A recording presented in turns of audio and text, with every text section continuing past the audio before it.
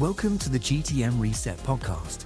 This is the audio edition of the Sales Exchange live show for CEOs and revenue leaders who already suspect that the standard business-to-business growth model is no longer fit for purpose. If your Martech stack keeps growing, activity stays high, but revenue is still slow, costly, or unpredictable, this series is for you.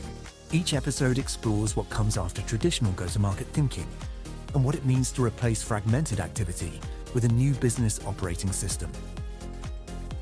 This episode was originally broadcast as a live stream, so if Nigel refers to diagrams, frameworks, or on-screen illustrations, you can watch the full version using the link in the description. So let's get started. Thanks for joining me today. Where to start? This is important, really important. First things first. Last week, I mentioned that we were going to call our broadcasting, our media, beyond GTM. A bit premature, it was taken. So before I went any further, I set up GTM Reset, which I thought was actually better, a bit kind of more apt, and so that's what we're going with. So I've got the both the domain names. So we've got the .com and .co.uk. So there we have it. What I want to do, the first thing I want to do, is you could say I want to frame what we're actually doing here at Sales Exchange. So at the end of the day, there's a serious problem that has affected B2Bs for decades in generating new business. So for all the marketing SaaS we've all bought over the years, it hasn't worked. We know it hasn't worked. And there's also like an obvious and you could say known disconnect, which is how marketing is presented to CEOs and buyers and how we as CEOs and buyers actually buy. So addressing this problem, you could say, requires confirming what the issues are, communicating the strategies that will align to buyers, and finally presenting what we call our operating system that will change how your business functions and increase profitability. So, I mean, as you can imagine, to transform B2B or the B2B sales and marketing infrastructure and industry is a pretty serious business at the end of the day. And what we're doing is we're saying out loud what businesses and salespeople have been thinking for years. But not only are we saying it, we've done something about it. So if you're interested in flipping your profitability and changing the way that your business functions and operates, you're so in the right place. So I guess let's kind of get started, yeah? So what I want to talk about today is visibility, and we've got a variety of things that we're going to go through. We'll probably put this slide up a bit previously, but we want to talk about visibility, and I'd say that most B2B companies overestimate their own visibility because occasional campaigns do not count as market presence, and a lot of B2Bs output sporadic content, so they kind of get paid spikes in activity and naturally have an outbound limit, and so they've got or are limited to event dependent visibility. So I hope that makes sense, yeah? So if your entire total addressable market doesn't see you consistently, you are structurally invisible. And if that's the case, I mean, your competitors will own the narrative, and possibly they'll own your chosen market too. So the other problem we've got, which is it's not particularly nice, but it's another problem when we have to face it kind of head on, which is the attitude of too long didn't read. And by that, excuse me, and by that, I mean, it's like this mentality of especially in B2B marketing circles, it doesn't really matter anywhere else, but it's so destructive, as it assumes that we as CEOs have got the attention span of a goldfish. And whilst we all know about kind of like the 30 to kind of 60-second elevator pitches, so come on, get it done quickly, just get on with it. That's relevant to somebody who is trying to impose a sale, but not earn the sale. So, over the past 20 years, it's always been about keeping content short with low effort for not even podcasts or video or live streams, but a gated, thin content and low exposure, low effort, low posting, quick engagement and so on. And, the whole, you could say like the forced webinar registration and its reliance on pay-per-click. And the thing is, it's not just reliance on pay-per-click, it's the pay-per-click to landing page, which activates demand gen. So this whole attitude does nothing to align with a business, to align the vendor's business with the buyer. And it's my opinion, it treats the buyers like fools. But that's so there's a dual thing going on here. There's a problem and there's an attitude. So we want to look at and see what are we going to expect. So in today's show, yeah. So what I want to do is I want to make sure. I don't want to sound too twee about this, but I want you to learn something today, and it's really important. And I think it'll be the beginning of a significant change for your business. And the crux of it, meant nicely, is how you're going to trounce your competition. And it all starts with the smallest piece of information. And you could say that we've all been listening to this same narrative for the past 20 years. But that's going to change. So this week, I want to cover what it means to achieve visibility at scale. And I want you to see why this is completely achievable and what it will do to your business.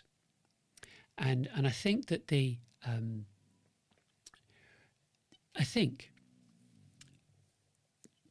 start this off kind of smoothly, I guess, is I mentioned last week about just kicking off with a bit of news first. And something that's kind of relevant. And there are so many things that do happen in the world of B2B that it's important to include these. Like I said earlier, we've got to talk about what's going on, so we're accurately framing it. We're framing what we're talking about, what I'm talking about, and what Sales Exchange is all about. So we look at some news and something that's kind of relevant to business generation. So you've heard of Clay. So I read this week that Clay wants to own the sales and marketing workflows, and it wants to own the end-to-end process and acting as an AI-powered no-code operating system that sits between its raw data sources and CRM execution. So here's what GPT says. It's summarised, but it's what GPT says about Clay. It's a low-code web scraping, lead scoring, reverse IP lookup platform with a high learning curve and potential high costs based upon its credit-based system for enrichment, data enrichment, and AI actions.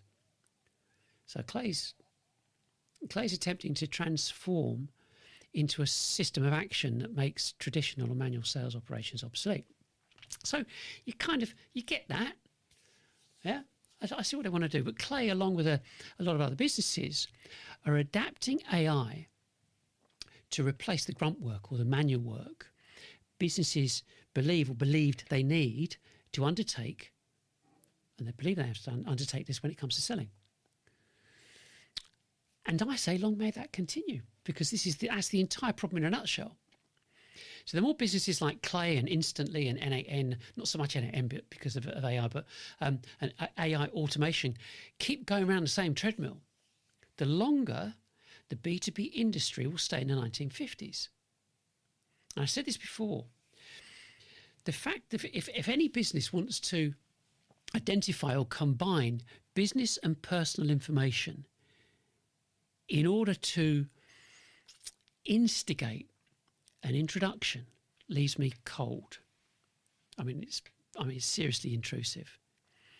But the process to de-anonymise website visitors can only be done by knowing the visitor's IP address and matching that data with something else, like consumer e-commerce data, because that carries with it mobile numbers and names and addresses and so on. So if you thought retargeting ads were bad enough, it's a whole nother level.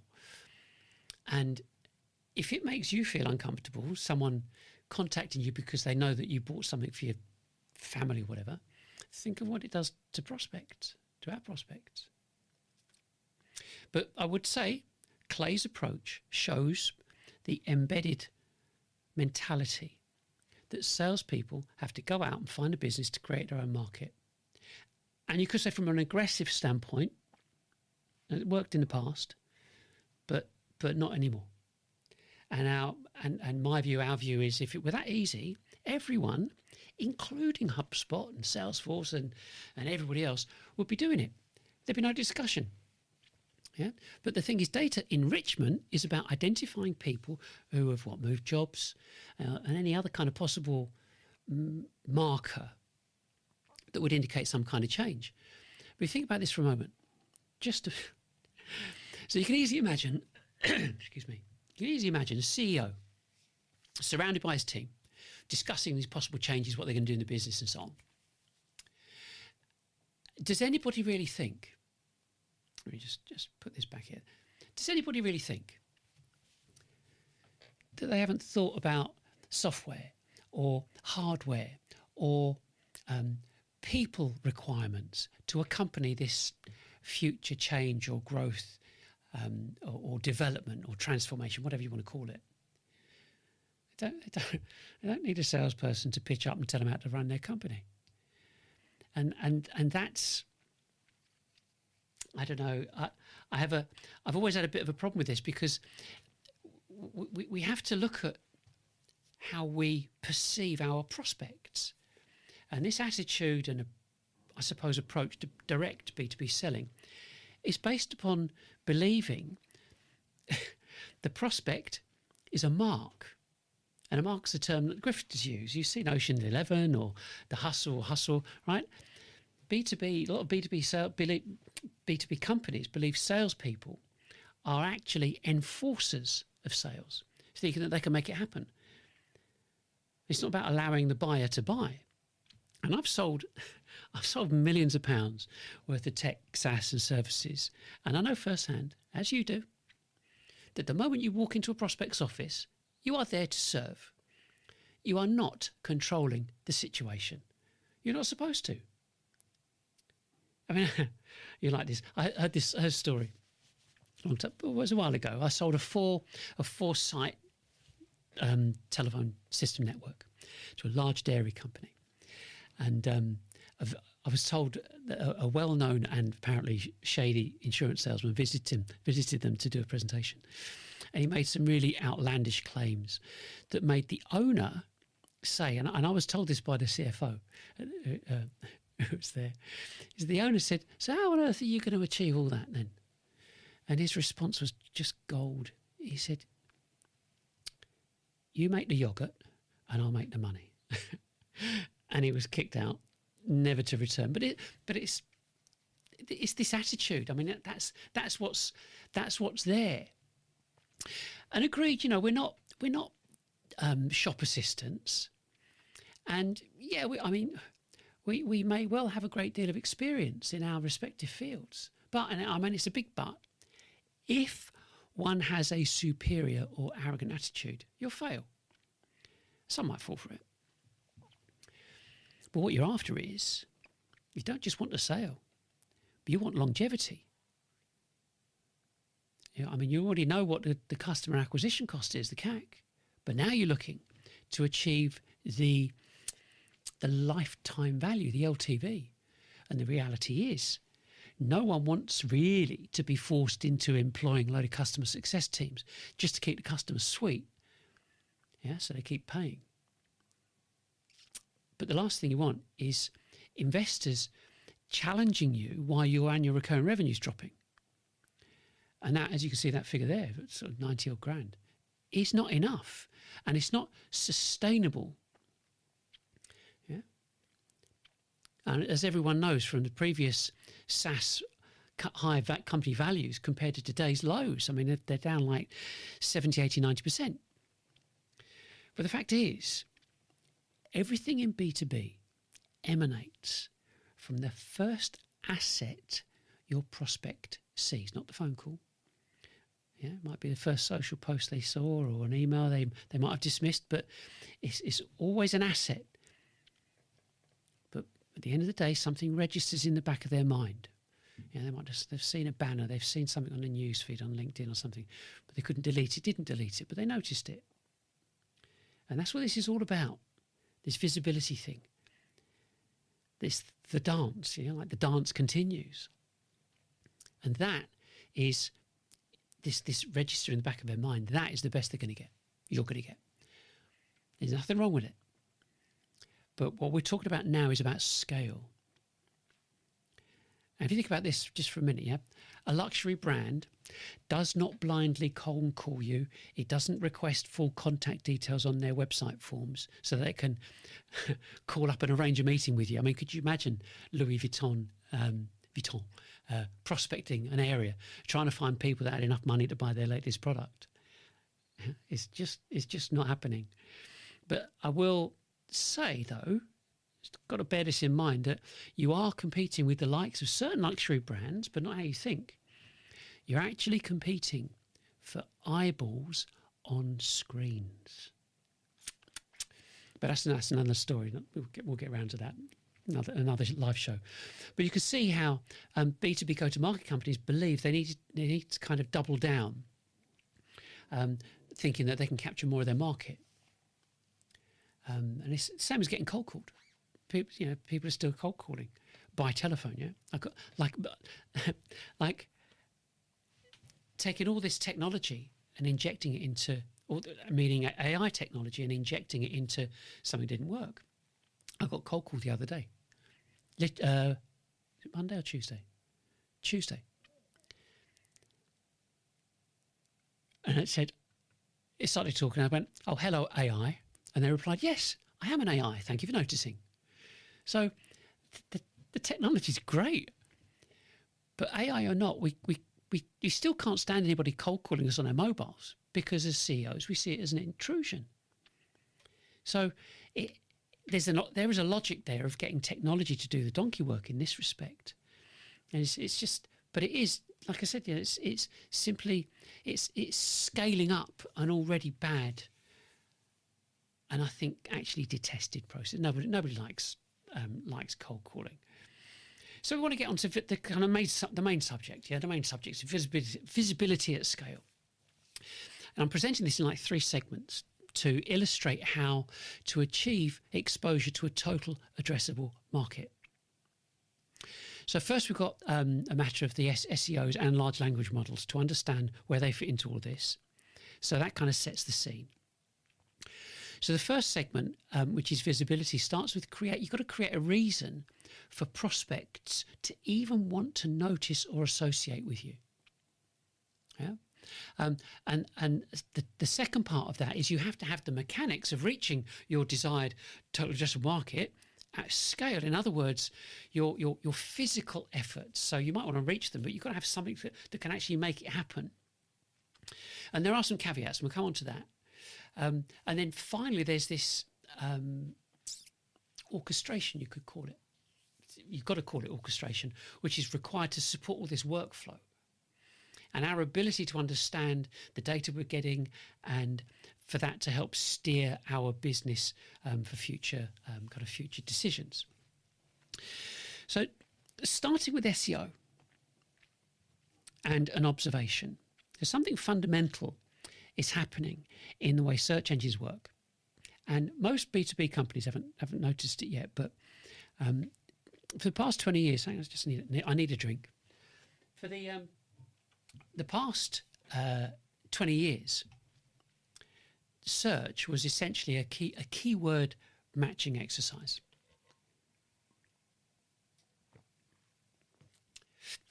That's a problem. Never mind. There's always a decision, you drink out of a cup, drink out of a bottle. Drink out of a bottle is not a problem, but it makes a noise. You drink out of a cup, you can't, especially if you're drinking water, you can't see where it is. Anyway, so for 20 years, we've been doing this thing, which is like I suppose a keyword exercise. Yeah, keyword matching exercise. You type a phrase into Google. Google looks for pages containing those words, and then it ranked them based upon things like, it ranked the page that you got to see on things like backlinks, domain authority, and keywords that appeared on the page. And then you got your search engine results page, your SERPs. So that's all pretty straightforward. And then we know that that's what created the entire SEO industry. So people started engineering content for the algorithms, not writing content or creating content for people. So the whole keyword density, keyword cluster, the 3,000 word ultimate guides, that kind of thing. So in reality, a lot of content was simply written in an attempt to manipulate the search engines rather than actually help the reader. But that era is coming to an end. So nowadays, search engines are not looking for keywords. They are trying to understand the meaning. And this shift started a while ago with updates like, so you've got Hummingbird, Rank Brain, and then Google BERT and MUM, and so on. And those changes introduced these natural language processing into search. So instead of asking does this page contain the keyword, the search engines began asking, does this page actually answer the question? So it might sound kind of a bit of a subtle difference, but it does change everything. So now we're kind of entering into this next phase, which is the large language models. And they're being integrated directly into the search engines. So systems like Google MUM and the new Google search, the generative experience optimization, or GEO, so it's not SEO, but it's GEO, means that the search engines are no longer just indexing pages, they're reading them. And they're analysing, well, what's the article about? What problem does it solve? And whether the explanation actually makes sense. And there are increasingly that the AIs are producing summaries directly in the search. I mean, you've seen it on Google. So the search engines, and we're talking Google here at the end of the day primarily, is becoming less like a directory and more like a research assistant. And so this has huge implications, because LLMs and large language models are really good at spotting low value writing. So it can detect, repetition, kind of thin explanations, templated content, or the sort of content that was created purely to get the page ranked. So what they now reward instead is expertise. So the content's got to establish that kind of experience and insight and clear kind of explanations. Things like, original thinking and so on. So Google does summarize it with this, as you can see here, what they call EEAT, which is experience, expertise, authority, and trust. So in simple terms, the search engines are now asking a different question. Not does this page contain a keyword, but is this a credible source of knowledge? And so can you see how our reliance on search has framed our content and not the other way round, as it should be. So there's another another shift, you could say, in what's happening in a way. Behind the scenes, yeah, you could say it's behind the scenes, and it's about topical authority, and it's the how they're looking at this analysis. So they're not just ranking a page; they're analysing a complete website, an entire website, and looking at whether the site consistently publishes meaningful material on a given subject. So, in other words, they're asking, is this website genuinely knowledgeable about this topic, or is it just producing SEO content? And that's why founder-led websites and specialist platforms are becoming more competitive, because they contain real thinking and not generic marketing articles. So if we bring it back to B2B, most B2B companies are producing content like the 10 benefits of cloud software, or the ultimate guide to digital transformation, or I don't know, 5 trends in customer experience. But they all of them are like properly optimized for SEO, but are all completely interchangeable. We could swap the company logos; nobody would know any different. And that's the kind of content. Well, that kind of content is the kind of material that AI systems now treat as low informational value, because it doesn't contain genuine insight. But this is where it becomes quite, you could say, quite interesting, because the alternative is what we're actually talking about. So instead of writing content to manipulate the algorithms, the search algorithms, you create and you publish content to educate your total addressable market. Because we know they, or we, want to self-serve, self-educate and remain anonymous before we speak to someone or speak to a vendor. So what you do is you explain the problems. You explain and you analyse the industry failures. You challenge accepted assumptions.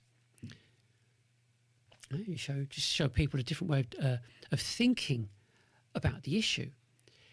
In other words, you build your knowledge authority. And when AI systems read that material, they recognise it as high value content. And so, the point is that we're talking about long form content, and you got to look at this. How long does it take people to read and engage with it?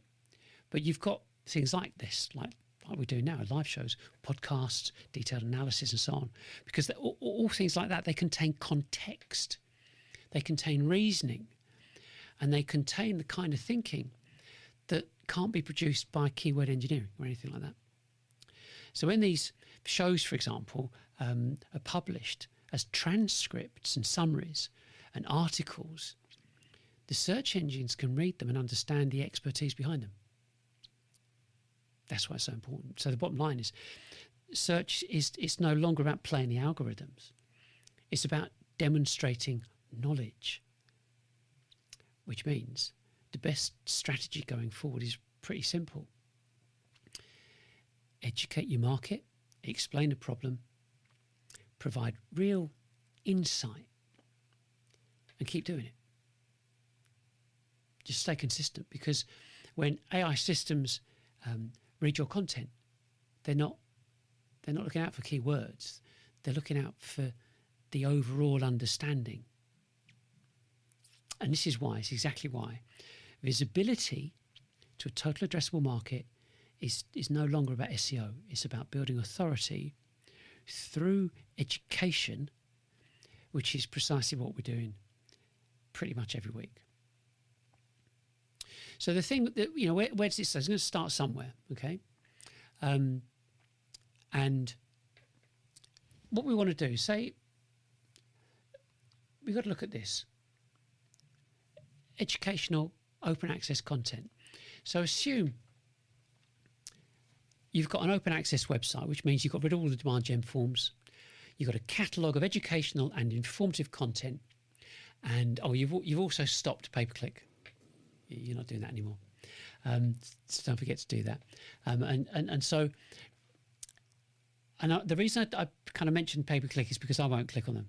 I mean, you might, but I don't, because I know it will link to a form and link and demand my contact details before I get to see or read whatever it is, and we're back in the loop again.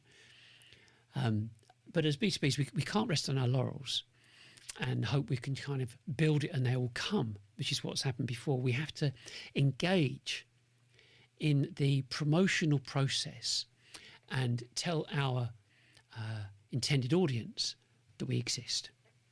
We've got to tell them our story, and we have to explain why we think they should engage with us before they buy from us. You've heard the expression, you don't get a kiss on the first date. Well, it ain't any different in business, and it never has been. So you've got all this content. So you imagine you've got this repository. That's the icon for a repository, believe it or not. Anyway, imagine you have this big repository full of content. What you do next is identify the calls to action that would match any piece of content, any chosen piece of content. So if you were going to write a banner, like a banner advert of some description or a social post, what would you say that would make a CEO or prospect click on it and download and read or watch that piece of content? So you just have to think of that. So you might have a white paper, an article, blog, video, podcast, anything. It doesn't matter. But what's important is maintaining the purpose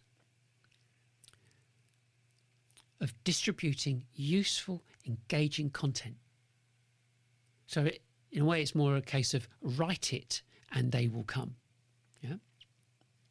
So we've established that the important thing is to create the content in the first place. So now you've got this informative information.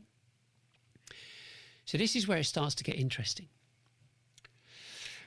The first thing you need to be aware is about repetition. It's really absolutely key, because lots of people think it's one and done. It's not. It's about repetition, and you recognise it from like television adverts, stuff like that get on your nerves. But there's method in their madness, and they know you get to remember the advert, and that's why the promoted products are at eye level in a supermarket. You may have heard it before, maybe not. I don't know. There was a scientist guy called Robert Zajonc, and he discovered that animals.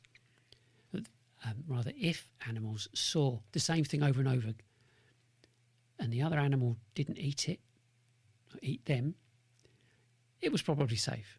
And he asserted the same thing happened with humans. There's another guy called Daniel Kahneman, who also discovered, through research, that if we were exposed to the same thing over and over, and we became really familiar with it, we also begin to believe it's safe and won't do any harm. And what he did is he classified the other part of it. So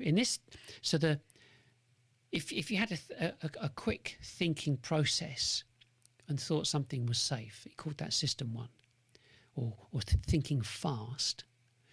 System 2, of course, is the opposite, which is about being considered and doing research, which is called thinking slow. And you never believe it, you never guess, he's got a book called Thinking Fast and Slow. But that's why we all think marketing automation is safe, because we've been told the same thing over and over and over again by the Martech industry and all the marketer advocates, that it was the right thing to do. It was safe. And even though it doesn't work, we all keep paying and hoping for the best, because there's nothing else. Until now, of course, but there's nothing else. But as employers, we also expected our staff to think slow and do some research. If they did, we wouldn't all be using marketing automation platforms for B2B, that is. Well, that's another conversation. So you see where I'm coming from regarding this repetition thing. So repetition makes people, they see it regularly enough and they think it's safe. So imagine you've got a PDF as a download and you've created it. So you create PDF and you do a post on, I don't know, say LinkedIn, for example. And you would think it's one and done, yeah? You can't post another. Also, you can't post it you can't do another post on the same day because LinkedIn will see that as spam. So to comply with LinkedIn, you leave it for a while. So let's say, to be on the safe side, you leave it for 30 days. So what do you do now in the meantime? Well, longhand, what you would really do is create another, not another PDF, but another post. And so you repeat the process manually, right? So you get the pictures, multiple posts, but still just promoting one PDF.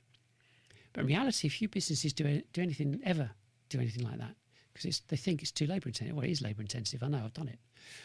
But most importantly, most GTM teams are not even aware that the whole repetition thing is a thing in B2B. So consumers have got it licked, but we haven't. So what I'm about to explain is going to change everything that you've been doing in B2B. It's going to sound a lot. Don't get phased. We've got a complete operating system I'm going to talk about in a few minutes. So just bear with me.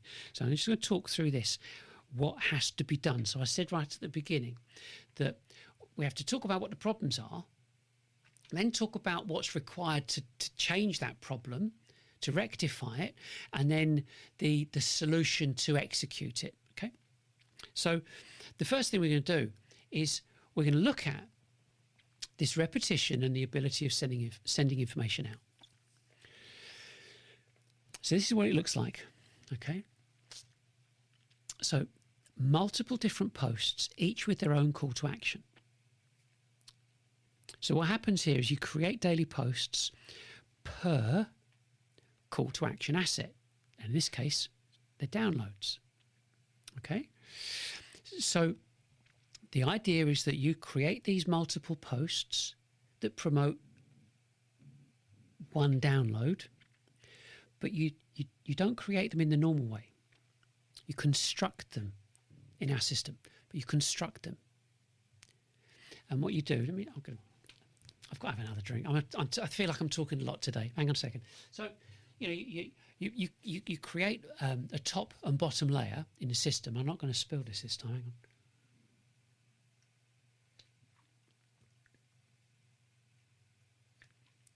I think that's the thing with podcasts when you've got more than one person. So when the other person's talking, the other person that's listening can have a drink. So you don't create your posts in the normal way, and we've all done it before. You've got to go and find the image, do the image, put it on there, make sure it's unique, and do the text at the top and so on. But this is where it's clever. So you create the top and the bottom layer. The bottom layer is a solid image, and the top layer, which is a banner, which you may have seen, which is promotes our live shows, and the top layer is part transparent. Okay, and the system generates the middle title text layer. And the system does some other stuff. It does the post text and all the coding and call to action data, and uploads that into the scheduler. Now we also have, like I said before, we've got two call to actions here. So because of the nature of social posts, the main call to action is to download a PDF, and then you've got the live show banner at the bottom. But doing this, the best bit about it, to get 30 of these done, and there's a reason it's better that they're done this way anyway. They're all individual because we're creating different text layers. Bit of technical. I should put a technical hat on and but what happens is it's called a checksum, and the checksum confirms whether it's the same image. That's how LinkedIn sees if you're spamming. But because all the text layers are different, it means the value of the image is different every time, so you're not spamming. But the best bit about it, you could do 30 of these, or I do 30 of these at a time, and it takes a few minutes. It's just great. I mean, if you've done it manually and you do this and it gets automated, it's amazing. So that's the first thing. So then what we've got, we have out, here are the PDFs. If I just there are the PDFs. These are the posts that promote the PDFs. They're the posts that are promoting these call to action, these 3 PDFs we've got here. That top one's just an open book. So to put this into perspective, we have got, we've had over 500 downloads of these posts, these PDFs, 5 weeks. And I know that is outstanding for a LinkedIn campaign. There's more, okay? If I talked about 30 posts, you could do 30 posts. So if you imagine for one call to action download, so you've got one PDF, and you're going to produce some posts for that. You're going to produce 30 posts for that in your track. So one track's got 30 posts, and all of those posts are promoting that and enabling that PDF to be downloaded.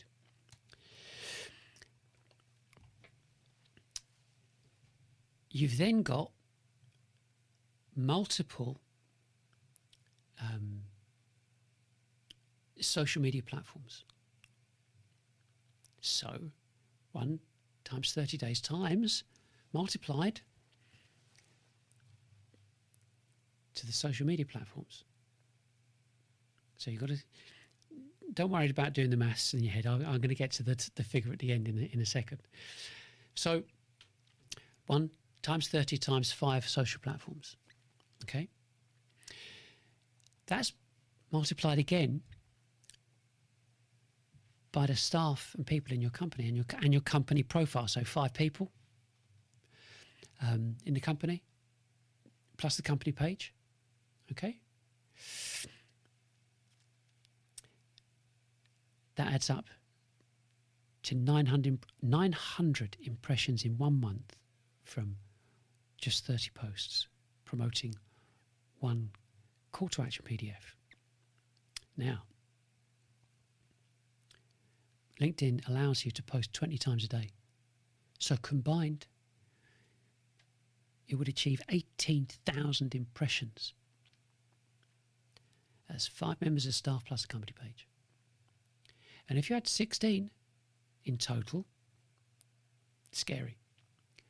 48,000 impressions in 1 month. Because it means one profile can have up to 600 pre-prepared graphics or assets. Just like that. And the reason you do it this way round is because, and so on, is because, with that many posts, is because neither you nor I could ever guess when our prospects are scrolling social media. So we just got to make sure that we're there every day, right? It makes sense. So this first part is absolutely set and forget. We've had ours up for months. You chop and change, have multiple different libraries. So we broadcast 4 live shows, which you probably know. And each month, we turn those live shows into 90 YouTube shorts. At the moment, we've got 480 posts going out. Yeah. So over the past 4 weeks, they've generated 24,000 impressions and 700 engagements. Just with a couple of channels. you got to process this. That's 1 month. So I could just leave this. The multiple posts go every month. Don't touch them. Don't have to do anything.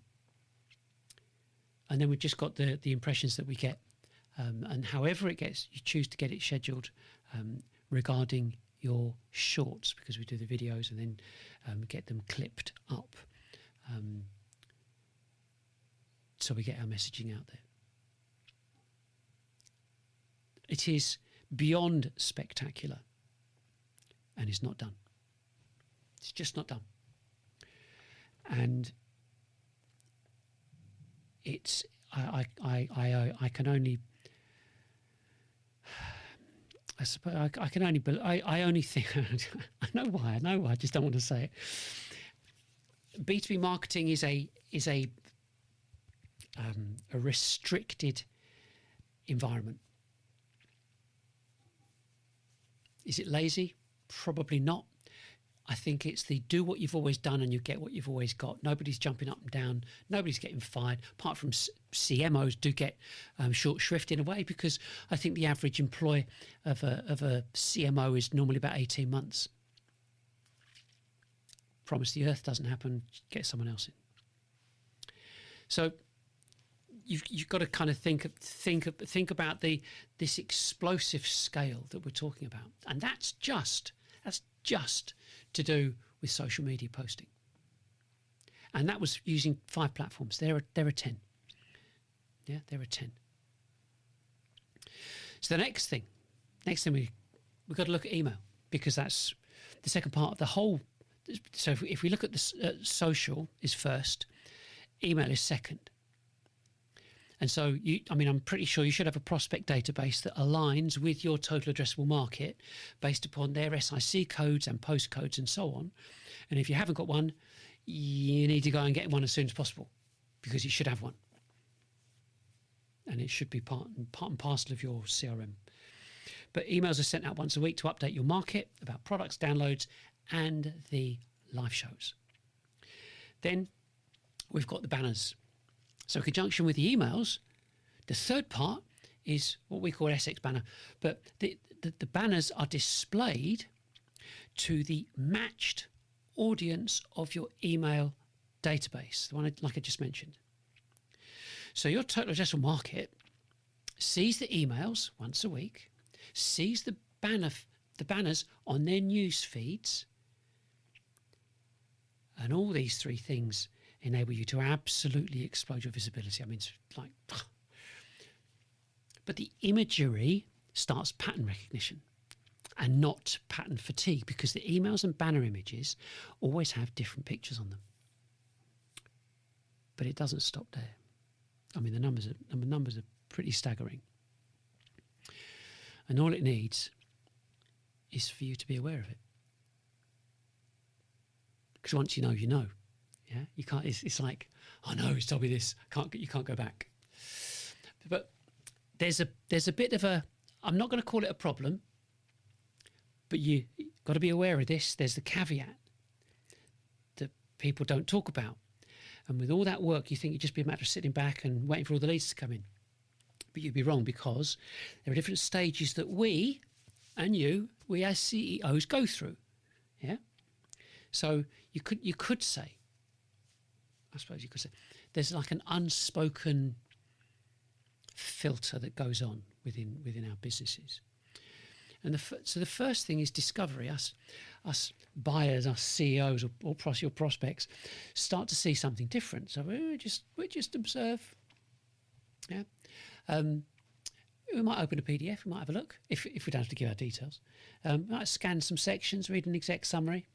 Might even visit your website.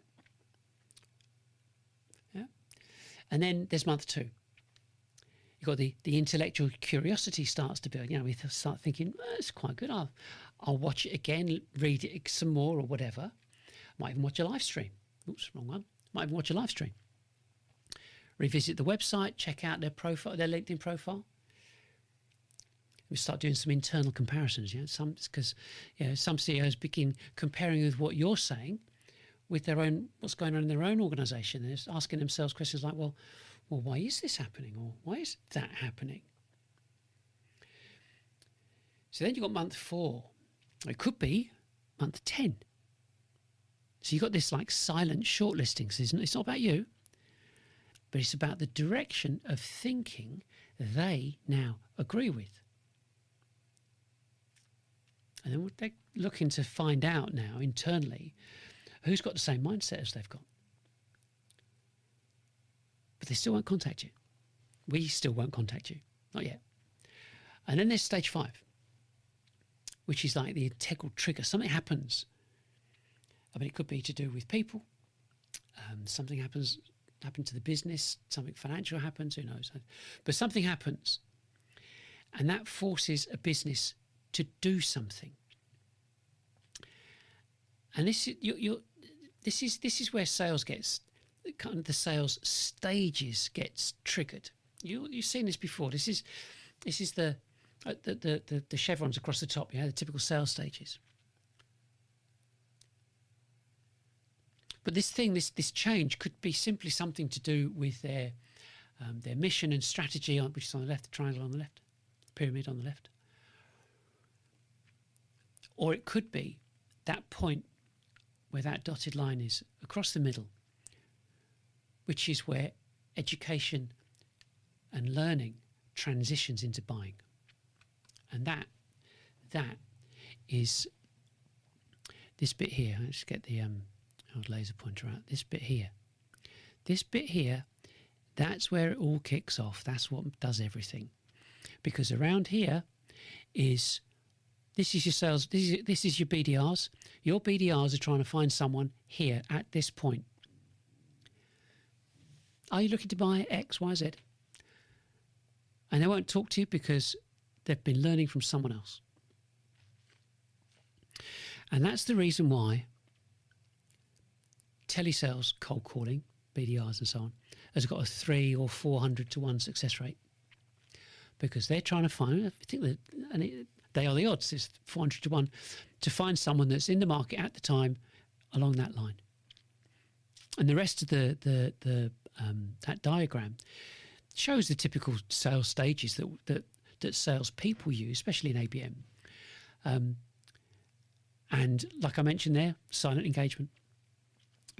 They do, we are doing stuff that because we want to self-serve, self-educate, and remain anonymous. But the other part is 86% of the journey, the buying journey, is done without communicating with the salesperson. We all know that. So if 86% is on one side, if you look at the bottom of this graph, we've got it right the way across here. If you think your sales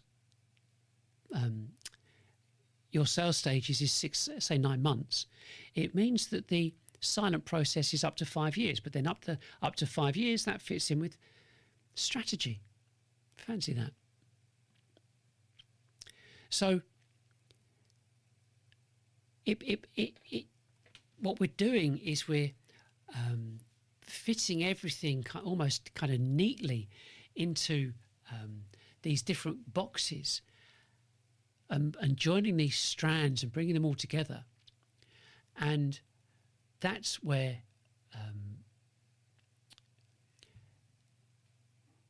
that's when the buyer gets to that point of stage 6, when they actually contact your organisation and say, I've been watching or reading or doing what for a while now. I can have a chat with someone. And that's how it is. It's always been that way.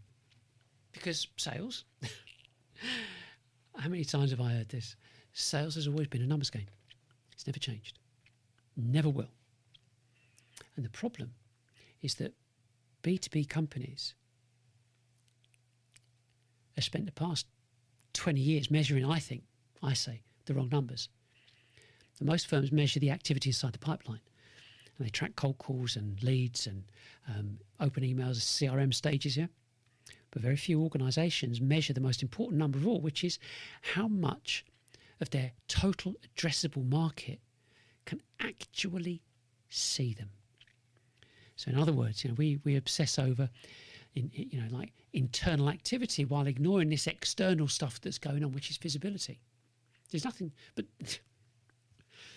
there's nothing new, nothing special. Sales has always been a numbers game, but broadcasting has always been a numbers game. Advertising has always been a numbers game. The difference is that B2Bs have never joined those numbers together.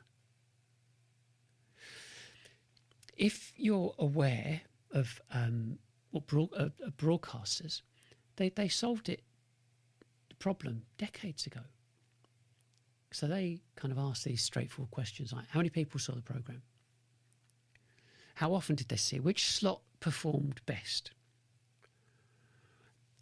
Which creative asset held their attention? And what response did it produce? And while they were measuring audience size and frequency and performance, B2Bs were just counting cold calls and pipeline stages. So what we're doing now is we're just simply applying that same audience logic to new business development and tracking it. Yeah, from the first exposure that we achieve, that they get, to that commercial outcome. So once you start looking at the numbers this way, something kind of very obvious begins to appear. So instead of measuring activity inside a small pipeline, you begin measuring activity, or start measuring visibility across your entire total addressable market. And of course, you're creating this kind of continuous exposure to your total addressable market. Then you're monitoring the kind of the behavioural signals that follow that. So there's nothing clever, futuristic, or anything like that about this approach. It's just the same discipline that broadcasters and advertisers have used for decades. But just apply it to business revenue, business gen. So when you start measuring the market, you're able to visualize your position through very different lenses. So what we want to do is, just recap for a minute. So first you create this educational content and assets, and you teach, you don't sell, you teach your solutions, and you explain why prospects should buy from you. I mean, it's simple, right? I mean, we've been doing it for years. Next, you produce and distribute your social posts at scale. That whole kind of 600 posts per profile. And then all this outbound posting and content drives all this traffic. So all your posts, all your exposure drives traffic, not only to your call to action download, but to your weekly live shows.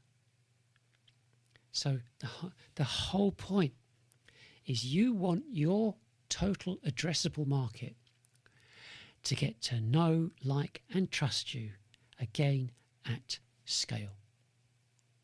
That's all you want. You don't want anything else.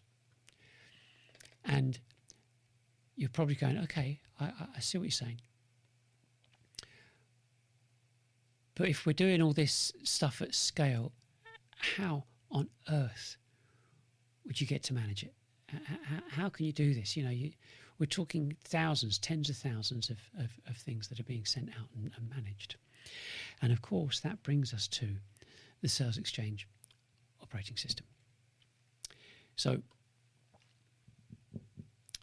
the first thing to say is that it's not SaaS. It's local web and a telemetry server on premise, and partly in the cloud, but it's web servers. It's not marketing automation, SEO, social media, or content marketing or anything like that. It's the entire B2B workflow every one of us has always known, inside out. But it's designed into a centralized, consolidated operating system that enables and orchestrates everything we as B2Bs have always needed. But I would say we have been too blinkered up to now by big tech Martech and their advocates to realise what was actually being, it's a bit harsh, but what's actually being done to us and our businesses. And I mean that, done to us. So if you look at this, a bit difficult for those who are listening on podcast, because that, and even for you might need to put this onto a larger screen if you're looking at this. But I'll read through it. Okay, I'll read through it. We have 4 main engines and 2 specific layers, and I'll go through them. First of all, we start at SX Reach, and that's a market and visibility engine. Okay, and we talked about that with social and email and banners. Next is Live, is a broadcast authority engine. So as a result of your efforts communicating outbound, where do they go? Anonymously? Currently nowhere, but with this, anybody can look and watch and get to know, like and trust you in their time and in catch up, but they can see you live. That's why I do this live. This is properly live. Yeah, it's be very easy to. I mentioned this kind of a few times. It's very easy to say, do you know what? Let's just do a video, because if it goes pear shaped, we can sort it out in editing before we actually push it out to the customers or to the big wide world, the thousands of people that watch it. What's the point in that? Anybody can knock out of it. I say anybody. Video's a video. Live is authentic. You know, you wouldn't spill your drink. You'd edit that out. So we've got this live. You've got you know me by now. I do go off at a bit of a tangent. So we've got this broadcast authority engine, and so that's your live shows. But we set up live shows, the live show studio in your office. So if you've got space, because you've got people working from home, if you've got space, would you take one of the offices, convert it into a studio, and then you can reach your hundreds, thousands, tens of thousands of your total addressable market every week. Happy days. Okay. But we also, and I'll come on to that, how that we set up the remote studios for your salespeople, and that relates specifically to SX Connect. Now, SX Connect is I have to get this right, is the buyer orchestration engine. Okay. It's one of those things that that we as salespeople, business people, CEOs and so on have always wanted, which is a mechanism that can reach out and communicate to our enormous market, show them, present to them who we are, what we do, and so on, without anybody's involvement, to make ourselves attractive enough that they will come and watch us and get to know us, like us, and trust us. And when that trigger happens that I talked about before, they go, I'm going to speak to you. I want to get in touch with you. And you give them this mechanism that enables them to do that. I'll show you exactly in a minute. But that's what we've always wanted. And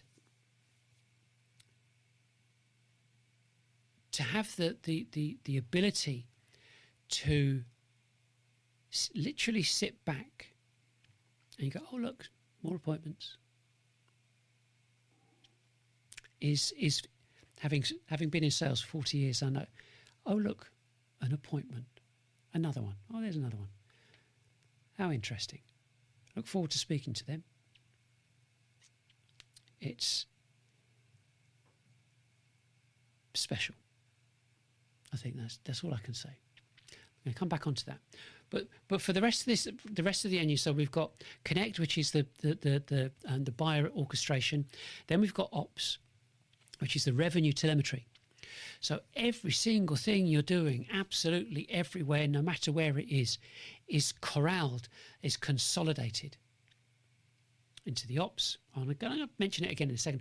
We've got hub and the course. Course stands makes sense, and the hub is an operational intelligence layer that's integrated with LLMs. So to show you how easy this is, the first phase of getting your data out to people, because we're talking about orchestration and kind of how do we manage this. You have your track input information, 3 text files generated by LLMs, just a text file, simple text file, plus your 2 image layers we talked about.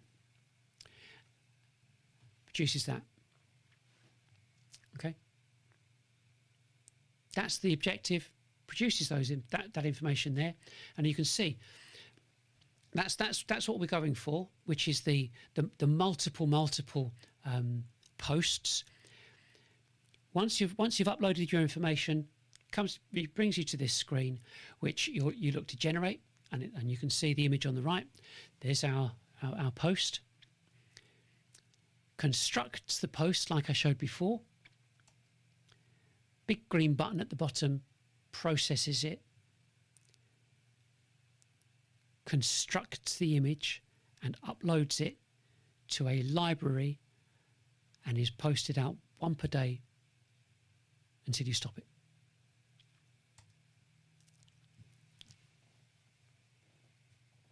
Could be simpler. You can produce 20 of them. That'll take you a couple of days. And your exposure just goes through the roof. So, the whole thing about this is that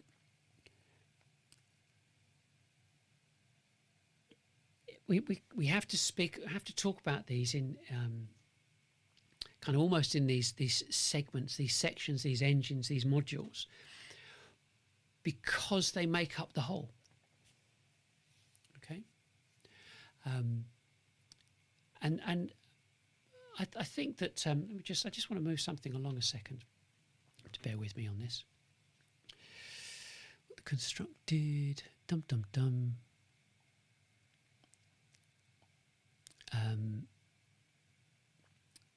okay, so we're this is one of the problems.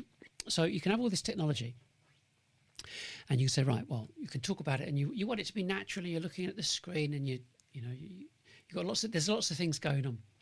You go, I've missed my place. Where was I? Because there's lots of things. This right now, what I'm saying right now, not scripted. Of course, it's not scripted. But there are other things, because you need to keep. You need to be kept on track to it as best as possible. So we get to the right point, and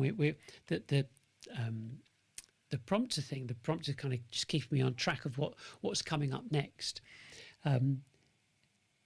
If I go off piste and stop and then keep talking and move the slides forward, it's like, oh, what have I done? But the point is now is that we've got this situation, which is the let me stop. I'll get back on track now. I just showed you the information for social. So we've got this information going. We've got the constructed images. Almost identical process for emails and banners. Okay, but it's actually more simple. So they're slightly more ad hoc if you want them to be, as opposed to it just working on autopilot, because with social you're sending them out every single day and so on. So the next stage is live, and what we've got with live is what we're doing now. And like I said, in your case, we would set up a studio in your offices as long as you've got space, and if not, we'd organise a studio, one of our studios, or one that might be local to you. But I mean, that's the easy part.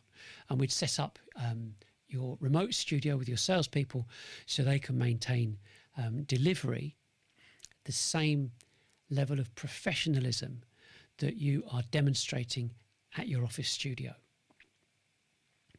And the reason for them having a remote studio is because of this next stage. So this is SX Connect. So at this point, so you imagine that you're generating a significant amount of exposure and visibility. And the most effective way to maintain momentum, obviously, is to capture your prospect whenever they're ready. So not just when they're watching you, but if they're on their website, on your website, and at whatever time they're engaging with you, because no one's going to, they're not going to do it between 9 and 5. It's whenever it suits them. So you've got this our form process, it's basically discovery data. I mean, these are the kind of questions on the discovery data that anybody would ask at their first meeting. But we do it in advance because it saves everyone's just loads of time. But it's pretty straightforward. There's nothing spectacular. It just cuts down the time you need to question your prospect when you first meet them. Like what are you doing, how much you're doing, what roughly what are you spending, and so on. So that's the first stage. So these people, these prospects have said, okay, we like you. We want to talk to you. So once they complete the form, they can book a meeting with anyone in your team. And the system will schedule the meeting based upon location, availability, expertise, and so on. And it's at that point, that the system, the operating system, carries out research on the company, on the individual, generates the proposal, generates a cost comparison, generates a slide deck, notifies the salesperson having booked a meeting in their diary, and it's delivered all of the meeting documentation as well.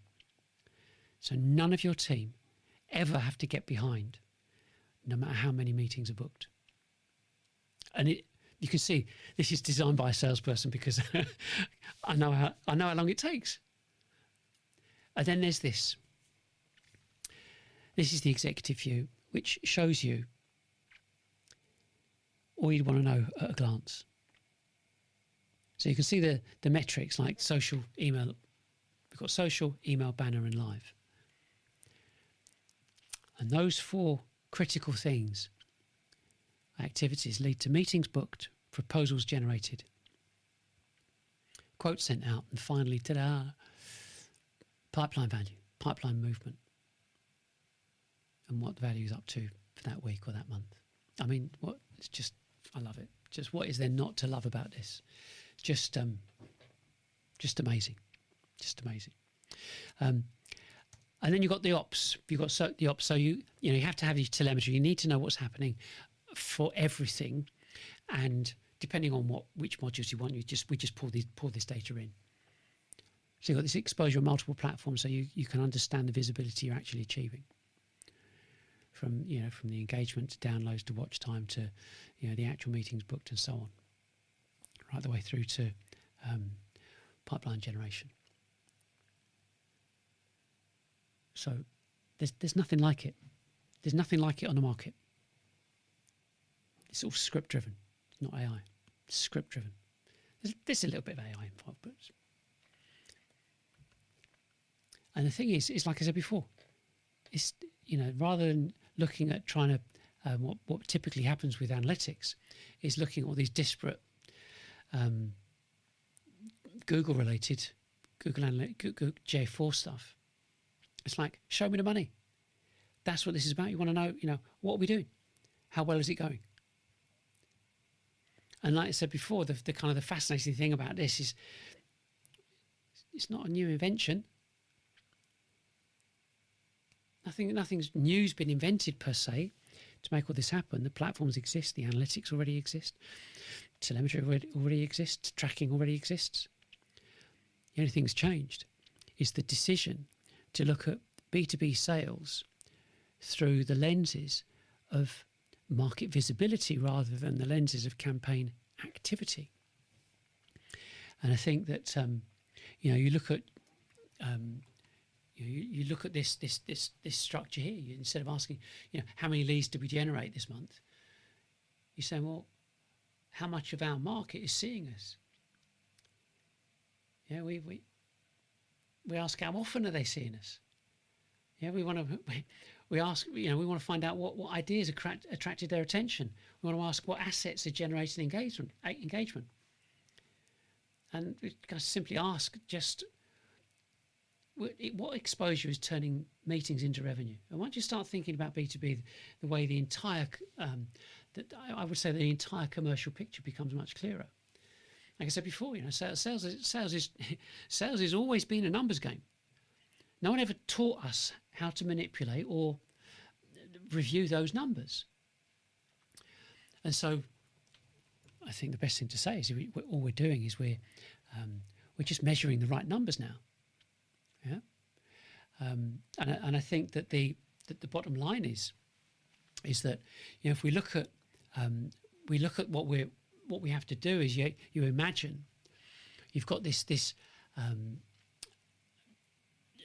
enormous content repository, and then you've got this exposure multiplication, which is processed or passed or has to be filtered through that buyer's stage, which ends up in your telemetry, your measurement telemetry systems in SX Ops. Yeah. So the point is that if you the impact this has is basically high volume exposure. Yeah, it's just it's massively high volume exposure to your total addressable market. You've got lower costs, increased profitability, higher annual recurring revenue, and a platform that, let's face it, I mean you've seen it, and a platform that is significantly easy to manage. And it also keep your CFO happy because of budget accuracy and accountability.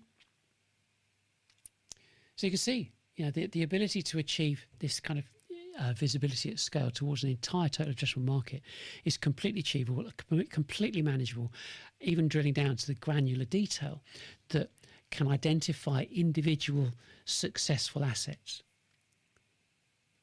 So, I mean, like I said before, there are 10 social platforms.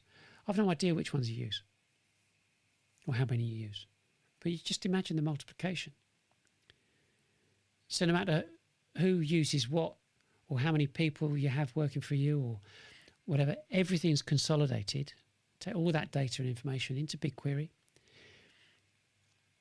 And so that's all social, all YouTube, all analytics, Notion, email, LinkedIn, everything. As you can now slice and dice that data and drill down to understand exactly what's going on in your market, with your total addressable market, your outbound, what works and what doesn't. And this whole kind of consolidated effort puts you in control. Like just never before. And so the most important takeaway, you could say, is about reframing B2B new business development into this replicable, orchestrated process that is virtually set and forget. I mean, it's just, it's the best. And lastly, but not least, is this SX course, which is your gateway to executing this entire system because of retraining your go-to-market teams. And the course is available online, self-paced. Any number of people can do the course at the same time. So you can retrain your entire team. All at the same time, doesn't matter where they are, anywhere in the world. Which means you can exploit the benefits of the operating system far quicker than simply putting in a new system and trying to force people to use it. So you get them change the mindset first. So the key is that the go-to-market teams, you've got to change their thinking and change their understanding so they understand why it's not working. And it's just logic. And that's, doesn't matter what transformation, a lot of transformation projects fail because of lack of buy-in. We've got this with it's self-paced, so it's certified, so CPD certified and so on. It's essential. But before, and this is all part and parcel of a process that says this is what you can do. This is how it can work. So I hope all that makes sense. And I also hope that this is captured, you could say captured your imagination, because that's what you have to be able to visualize what could be. It's a bit of a sales ploy, isn't it? Just imagine this. But it's about imagine what could happen if your entire what you've been used to for your entire go-to-market infrastructure and marketing and SaaS and so on can completely change and deliver exactly what is required, which is massive exposure at scale for your prospects to get to know, like, and trust you at scale, to book meetings at scale, to execute those meetings at scale. And then my job's done here because the rest of it is down to how you implement it and do installation, everything else. But you just have, but that's all there is. There is no close. There is no, and we've got a special offer on this week. No, you have to process it. You have to think about this. Everything's on our website. There's different, if you're listening to this on a podcast, great. There's previous podcasts. And this is an evolving category. B2B operating systems. Just search for it. Happen to be at the top. Why? And like I said before, when Google recognise a category and recognise that information and that expertise, they'll write AI-related introductions about it, and that's what we've got. So I hope you got something out of this today. Large website, lots of information, lots of content on there, all completely open access. The only form we got is if you want to have a meeting with us, and you can fill one of those out. Happy to speak to you. So I'll be back next Thursday, same time, same place, 11 o'clock. So join me then. Thanks for watching. Bye for now. You have been listening to the GTM Reset podcast, the audio edition of the Sales Exchange live show. If this episode reflects what you are seeing in your own business, the next step is to explore the model properly. Use the links in the description to watch the full video version, work through the foundational documents, and request a private strategy call if you want to see how this would apply inside your organization. Thanks for listening.